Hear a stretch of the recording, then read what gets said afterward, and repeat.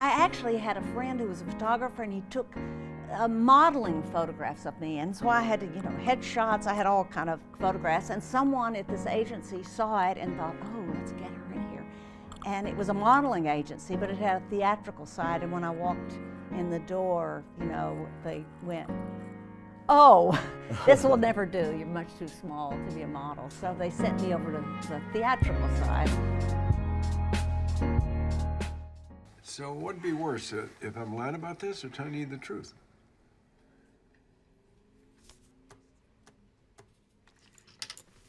Prove it. Prove it? Yeah. You want me to prove it? Yeah. Well, what do you do if I can't? I won't walk out that door.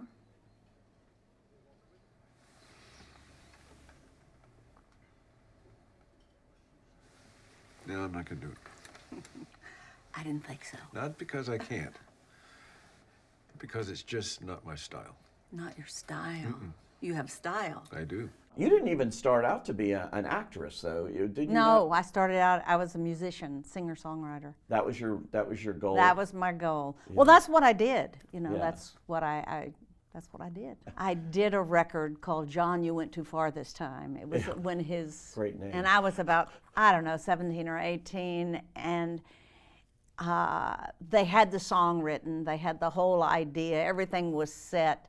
They just needed a girl, and I walked in the room, and they're like, okay, you're it. Your name is Rainbow with no W. So I said, oh, okay. But after that is when I realized that I was gonna have to needed to be true to myself. So I went back to my own music. Yeah, and your own name. And my own name. Yeah, yeah. How did you get Sissy? Was that always from childhood? They called you? Yeah.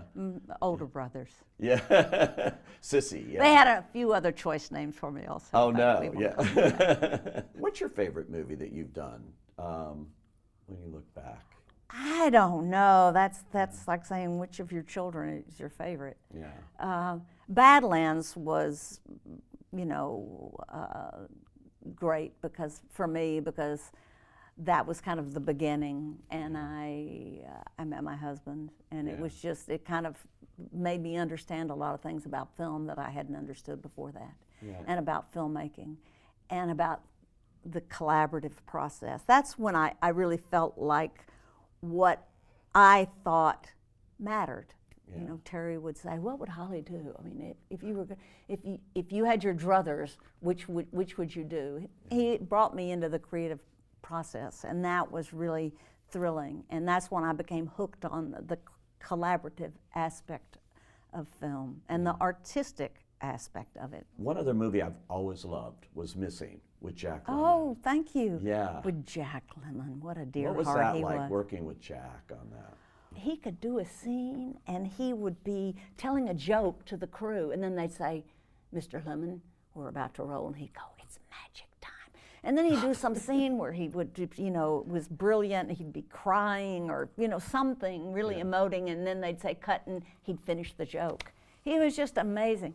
And he said to me, because if I had a big emotional scene in the afternoon, I would start in the morning kind of getting all, wound up, and he'd say, you're wearing yourself out. You need to trust yourself. It'll either happen or it won't. And you trying to, get there 6 hours before is counterproductive. And now you're back on the big screen in The Old Man and the Gun, and with Robert Redford in what he claims is his, and I'm sure you've heard this 100 times now because he said it a few times, but his last screen role. We're trying to get him to roll that back.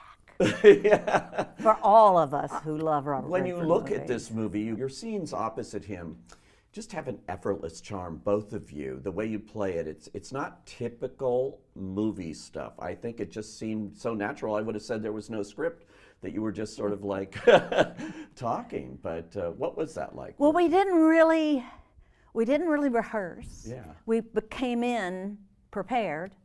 And we hadn't, we didn't really know each other, and we shot pretty much in sequence. Oh, that's we shot it, all our stuff in the beginning of the film. Of course, they then put it throughout. But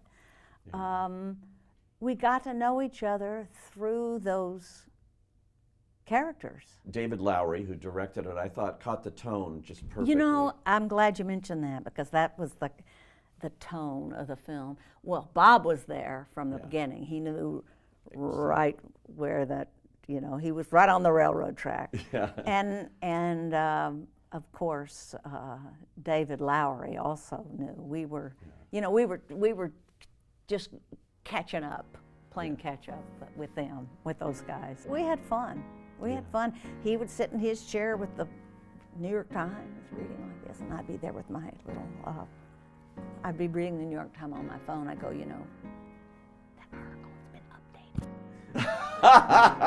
updated. Welcome to the new age. That's right. Sissy Spacek, you're fantastic. Thank you Thank so much for you. joining us Thank here on the you. Actors Side. I appreciate it.